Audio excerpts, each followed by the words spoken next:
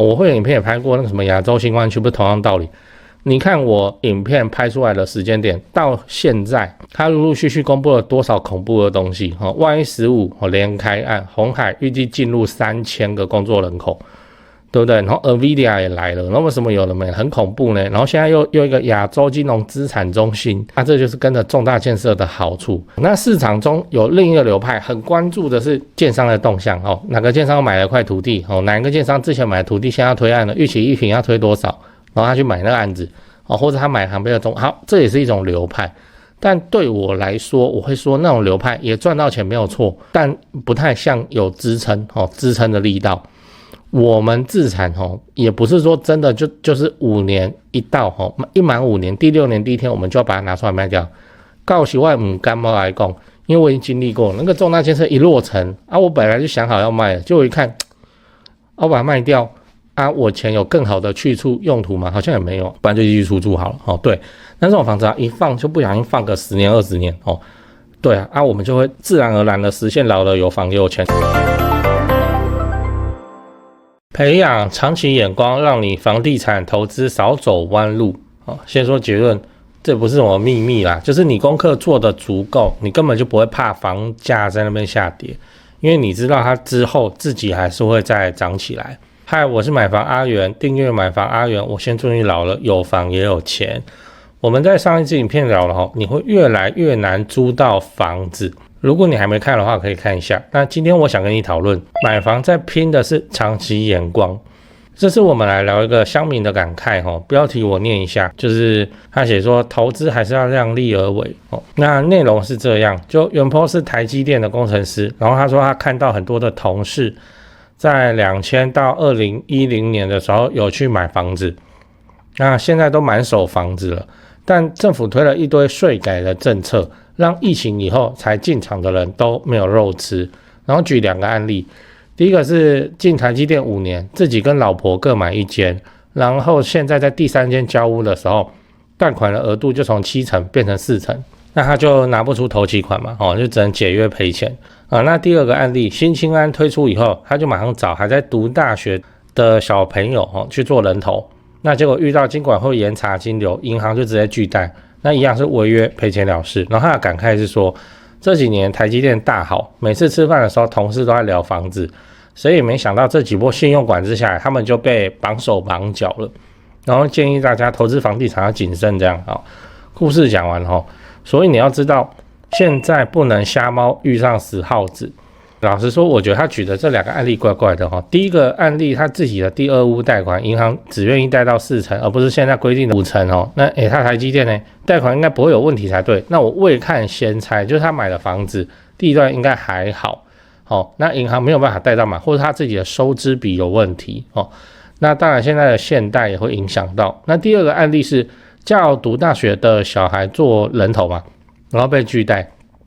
这个也很奇怪。他就说对方是资深投资客了，怎么还不知道怎么做金流怪怪的。那不然就是有一些细节的部分没有听到，但我们还是可以拿这个原 po 的分享来做讨论。至少以这2个例子来讲，这2个同事在我们看来就不算很深入的了解房地产讲难听一点就是大家在疯嘛，哪边在涨他也去买这样不然怎么会抱不住。像第1个案例，贷款额度从7成变成4成，中间差了3成，你就买不下去。当然如果你是像一般上班族临时生大钱有难度，但你台积电工程师呢，你生不出来或者你调动不到，这个我是不太相信。所以我会看先猜，他也不是生不出这个钱，而是不想拿出来补拿来放给他违约这样，然后最后在那边捶胸顿足。那为什么会放给他违约就是因为他对后市未来的局势没有信心，没有足够的信心，然后就觉得房价要崩了嘛。社会上电视新闻报道都在那边讲说房价吹冷风房价腰斩预售爆破什么有没的，所以他就怕了这样那最后你要知道，只看短期成效会让你后悔那第2个案例就不用讲了，没有做金流就跑去新青安，当然会被打枪。那其实我看这个原 po 在讲的内容，好像台积电工程师买房子都是眼睛一闭就买了没有谈到那个剧本规划，那这个怪怪的。我自己是不相信的，因为工程师这种极度聪明的人买房子他没有计算清楚，这不太合理。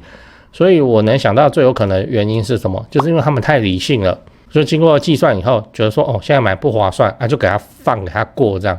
那这当然也是一种思考，我们也不能说他错。那这种思考至少能够让他不亏钱嘛。可是买房自产的思维就毕竟是不一样的。就像我们之前讲过，我们一看就5年10年，所以你说现在的现代风波我怎么看？真的回过头来看，这个叫做毛毛雨啊，因为它就是风波嘛，风波就是会过去的。你就算现在买在高点，你只要买对地点那你这个高点未来还是叫做相对便宜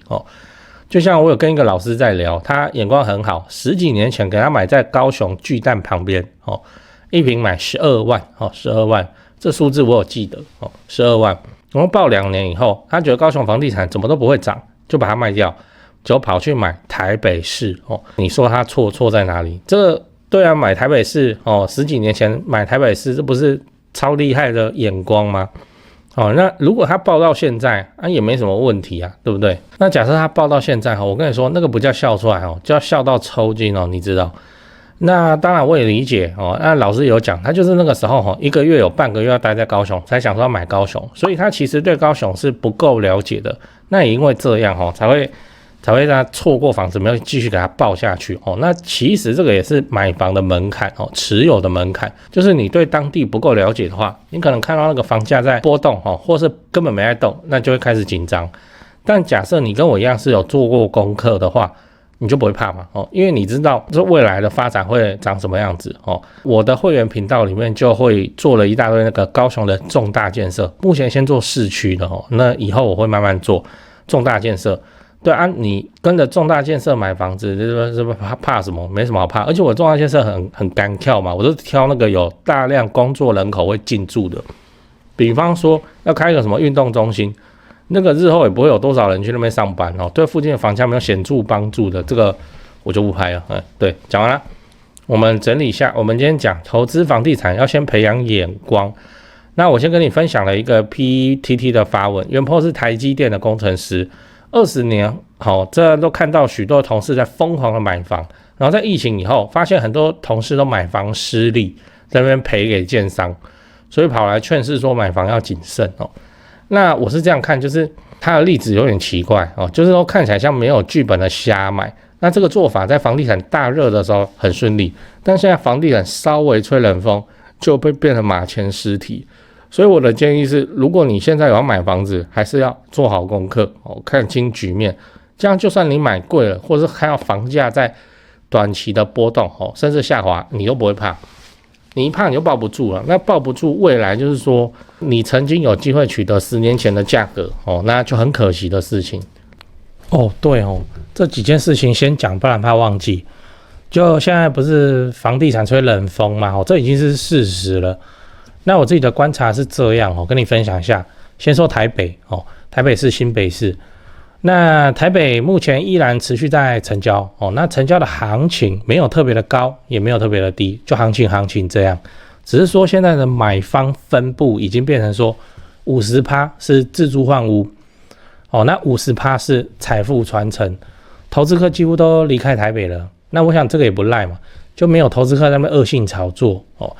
那前面讲到那个 50% 自住换屋，自住换屋很重要的考量就是小朋友的学区所以蛋黄依然非常坚挺那 50% 的财富传承那财富传承讲的就是就天龙人嘛有钱的天龙人。那通常都是怎样？长辈就是看生几个小孩，然后每个小孩一人帮他们买一间这样要给小孩的这种属性。所以他那个也没有要投资，也没有要炒作啦，就是保值就好财富传承那你有钱，你要放在全台湾最顶尖的房地产市场来自住换屋或是财富传承都可以只是说现在成交在4500万以上已经是目前的常态我居然还有观众去买超过1亿的大安区房子。然后他们说我台北前辈的团队服务是非常的顶级他们的家族很满意这样。对，所以你要看那些财富传承用的房子或者好学区的房子你就加我前辈的 LINE 小老鼠拜台北，小老鼠买台北这样，加了你就看到他的大头贴那个是助理在顾的那他们会不定期的 po 这些房子给你参考。OK 那讲完台北讲高雄，高雄的情况是也一样，市场降温那之前的乱买乱出价族群就不见了，我认为这样很好，因为这样子我们就可以专心瞄准重大建设，就比较不会有那外行乱出高价的乱，你知道？那自从我拍了会员影片我会员影片不是都会拍重大建设嘛？那陆陆续续我拍了高雄的重大建设有，楠梓台积电到凹子底3大开发案、富邦凹子底 BOT 案，到71期4地重划、新高雄火车站，到亚洲新湾区你们观众很奇怪我拍一个重大建设，你们就跟着买一个重大建设附近。高雄我是很有信心啊，没想到说这个观众好像比我还有信心买的比我还贵，买的比我还多真是蛮夸张那看好高雄，你瞄准重大建设，就找我推荐的台湾房屋美术之星店700坪，高雄最大房仲店。那在高雄你要卖还是要买那你就给他们一条龙就好了，就跟我一样，我过去10几年都是他们处理的，这是真的那我付的中介费这样子加起来早就超过7位数，那你看我还是愿意推荐他们就是真的很没问题嘛很专业很 OK。他们的 LINE 是小老鼠 go go go go go 小老鼠5个 go那他们有答应我说会 po 在这支 LINE 的房子是都会挑过就是专门给买房阿元的观众。那这些房子都怎样？都适合自产，也都在重大建设旁边，你可以加那个 LINE 来看看高雄没有台北那么贵那高雄的重大建设，我还做了一个高雄重大建设加美食地图的 Google Map Map 地图反正你点开那个地图就是我做的那个重大建设地图跟很多那个 YouTuber 不是来拍来吃高雄，对不对？那些他们吃的店我都把它点出来，这样都插在地图上，反正就是美食跟重大建设都摆在一起。你要来高雄玩还是你要看房子那你都可以参考这张地图这个我也花100多时间做的那我自己也用得很开心因为我就是平常没事我都看那些 YouTuber 吃吃喝喝我去吃这样那使用的方法是你要去我的那个影片的资讯栏复制那个连结，然后贴在你的手机浏览器上，打开来看才会正常你直接点那个连结它会内建打开你的 Google Map这个 app 那不对，那打开来很多问题但我也不知道为什么，所以你就是用浏览器开就复制那个地图连结，再贴到浏览器去打开，这样才会正常好啦，以上台北的 LINE 高雄的 LINE 重大建设跟美食地图你都有了，那就祝你自产顺利，来高雄玩得开心，赞赞。来讲八卦，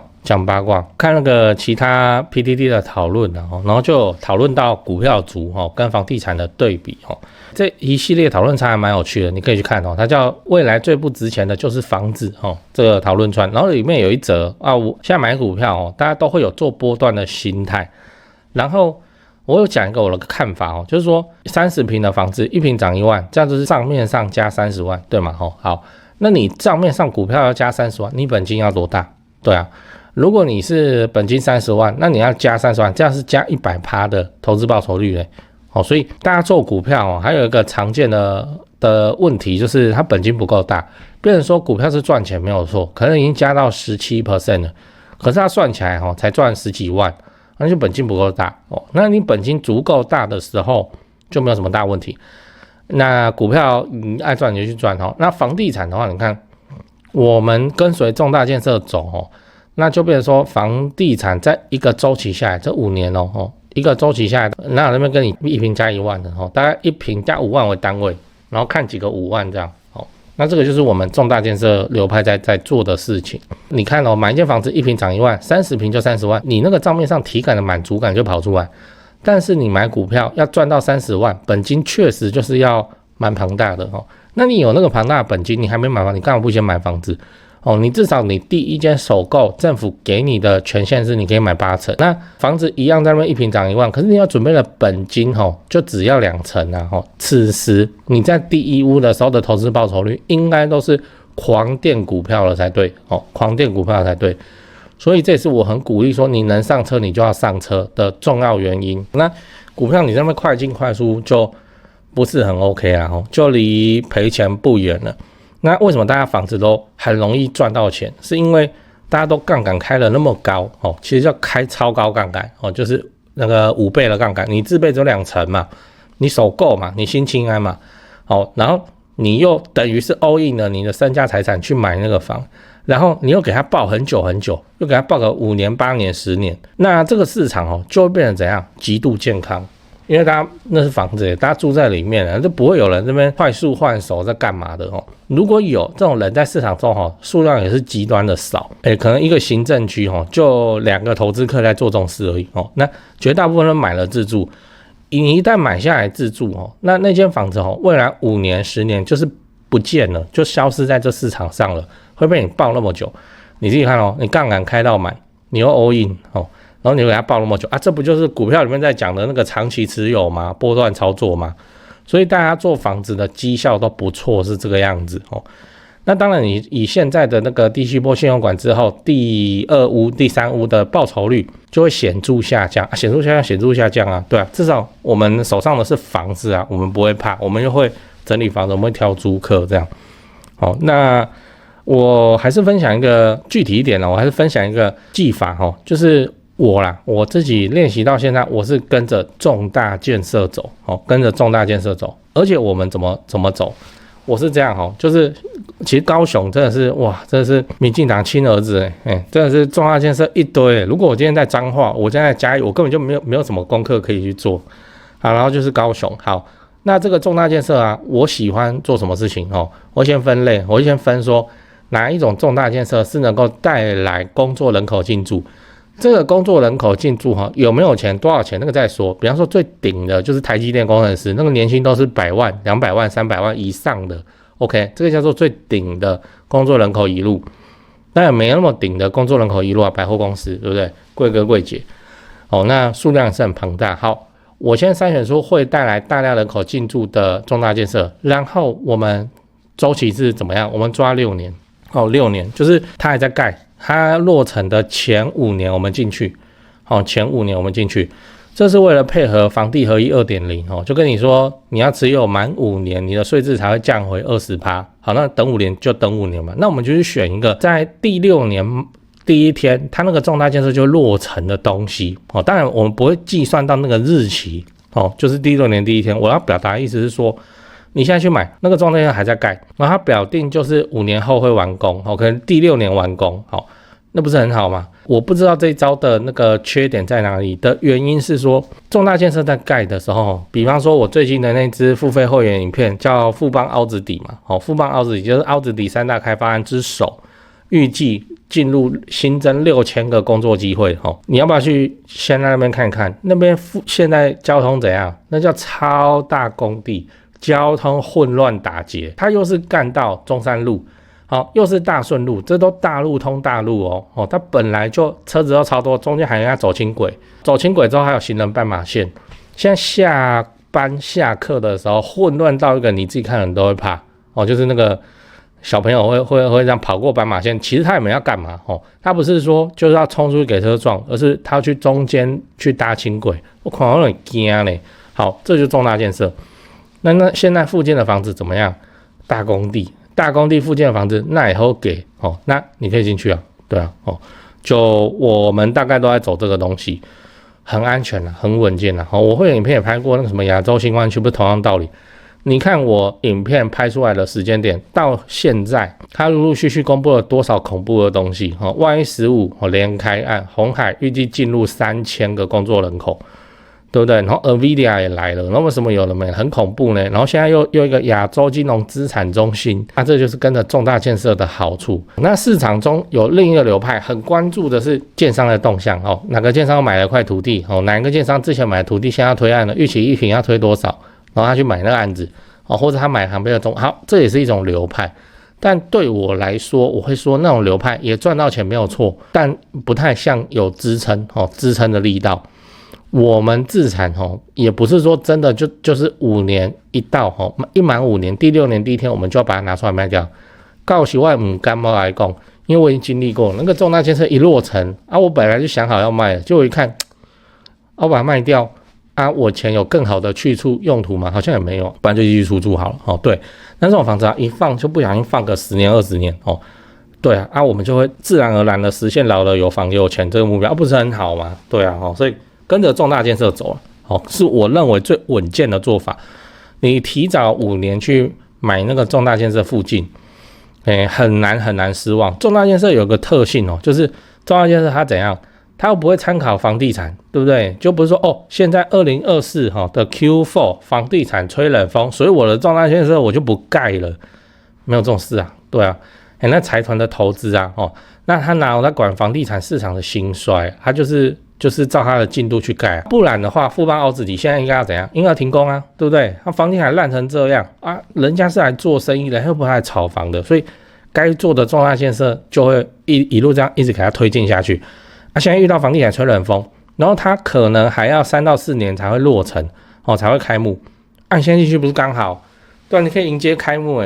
对啊，我要表达的就是重大建设流派，它又可以怎样？又可以让你抓到真实的机会，因为你一开始的目标设定好就是那个重大建设落成，你又抱得久那这种情况之下，我们这中间什么房地产吹冷风、第7波、第8波、第9波信用管制，在我看来都会变成毛毛雨有几个那个观众来问我说你怎么好像都没差我就真的觉得没差我就在等那些重大建设落成我在等亚洲新湾区现在房地产吹冷风不是刚好吗？对啊，就不要那么疯，就吹个冷风，最好是怎样？最好是连吹4年的冷风让那附近的房子冷到一个不行我们慢慢挑、慢慢杀、慢慢减。为什么？因为那个重大建设会好那个重大真的会给你落成下去，所以我们就等它以后，你管它房地产房市冷或热，到时候就是塞了一大堆工作人口进去，附近的房子根本都不够租，所以房租会涨，房租会涨，房价就会涨我们就等这个就好了这叫自然而然的结果。反而那个房地产的起飞房地产的吹冷风，对我这种流派来讲还好呢我老实说我不是很在意，而且我是有点讨厌那种情况的，就是我讲过嘛，我是希望是慢慢上涨，每年都在涨一点点而不要一次拉完，然后之后好几十年不会动。那过去就是有这个现象这过去1年来房价在那边猛拉急拉，然后现在又不会动，我也不知道撑多久，就很讨厌你就一片看起来欣欣向荣就好了，不用猛爆性放个烟火然后大家回家。好，给你参考重大建设。那我的会员频道就是在做高雄重大建设的功课。如果你对自产高雄有兴趣，你买就对了。对，因为我现在还没有看到说，如果是一个专门在分析重大建设的频道，有很多我自己也会去参考分析重大建设的频道，他们就没有在看房地产那看房地产的又很少去分析那个重大建设明确的落成的时间点。我就把这个功课把它做出来，然后拿来卖，我就收那个你付钱是付给 YouTube， 然后 YouTube 会分给我。好，那我拿到这个会员费，我要拿来干嘛？继续投入去做重大建设的功课。那个功课真难做，比我以前那边想到就做那乱做还要难做很多它的成本的项目有点多，有点高。然后还有就是我拿来缴房贷就这样所以我的会员越多，我缴房贷就越轻松那我持有的能力不就更强？长期持有能力更强，那最好还能存一笔小钱存到新的头期款我继续要去买那个重大建设旁边的房子，就这样给你参考。